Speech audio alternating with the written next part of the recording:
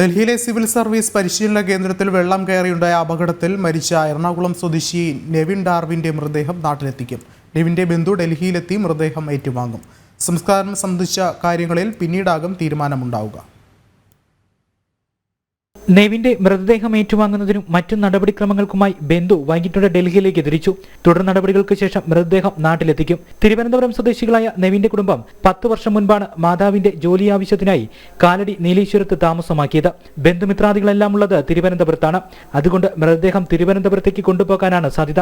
14 വർഷമായി ഇവിടെ താമസം തുടങ്ങിയിട്ട്, എങ്കിലും മക്കളെല്ലാവരും വിദ്യാഭ്യാസപരമായി പുറത്തായതുകൊണ്ട് മക്കളായിട്ട് കൂടുതൽ കണക്ഷനില്ല. എങ്കിലും ടീച്ചറും മറ്റ് സാറുമായിട്ടൊക്കെ നല്ല കണക്ഷനിലാണ്. ഇവിടെ ബന്ധുക്കൾ ആരും ഇല്ലാത്തതുകൊണ്ട് മിക്കവാറും തിരുവനന്തപുരം സ്വദേശികളാണ്. അപ്പോൾ തിരുവനന്തപുരത്തേക്ക് കൊണ്ടുപോകാനാണ് സാധ്യത. കാലടി സംസ്കൃത സർവകലാശാലയിലെ അധ്യാപികയാണ് നെവിന്റെ മാതാവ് ലാസ്നെറ്റ്. പിതാവ് ഡാർവിൻ സുരേഷ് റിട്ടയർഡ് പോലീസ് ഉദ്യോഗസ്ഥനാണ്. JNUവിൽ PhD ചെയ്യുന്ന നെവിന്റെ ജീവിതവും വർഷങ്ങളായി ഡൽഹി കേന്ദ്രീകരിച്ച് തന്നെയായിരുന്നു. ജനം, കൊച്ചി.